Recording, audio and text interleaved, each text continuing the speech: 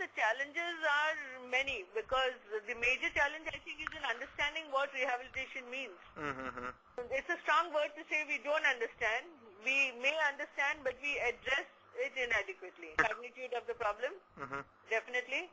The other is, that there is a lot of corruption in this whole thing, which is one of the major problems. Okay. You'll find many NGOs, they receive subsidies under multiple government schemes. Okay. So, multiple government schemes means, let's say somebody has a license for an adoption agency. He also has a license for an orphanage. He also has a license for a temporary shelter. And for XYZ, for several other things. And his way of getting license is to sort of bribe the officials who are assigned the responsibility of giving license. Same way with inspections. When there is an inspection, it can be bought. So, one never knows that there is no way of ensuring that the children they are showing in one place are not the same children which are being shown in another place. Okay, so that's an important thing. The other thing is that the child welfare committees, they are appointed by the state government. They are generally political people. They don't understand what they're expected to do. Nobody monitors them. They are paid a very small fee, which is not an incentive at all. And they take very knee-jerk responses, and also they can be bought. They can all be bought, so that what will happen is you can see that in a location there may be 3 adoption agencies, but most children are routed to one agency. So there is an underlying thing there. Inadequate funds, let's say funding is a challenge. Then in adoption, one of the major problems is the procedure. When to do an adoption, you have to route it through multiple agencies. It means that at each step there is a scope for corruption.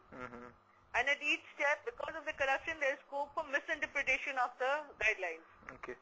So someone will say, I need this, I need this, I need this. Until you get this, I won't give you the clearance. Okay. So you pay money and you get the clearance. That's right. But some of it is, even the system itself. The system does not allow for free movement of children. The process is too cumbersome. The children, the adoption is a whole different view. I can talk to you about adoption. The process starts from the adoption agency. Then, first a parent registered with an adoption agency. Now, when he registers, he does not know which agency has a child. So let's say I'm in Mumbai and I want to adopt. I will go to a Mumbai agency. So the Mumbai agency will tell me that you are number 131 on the waiting list. You will have to wait for 2 years. But they will not tell me where I can go, where I can get a child in 6 months. So that's number one.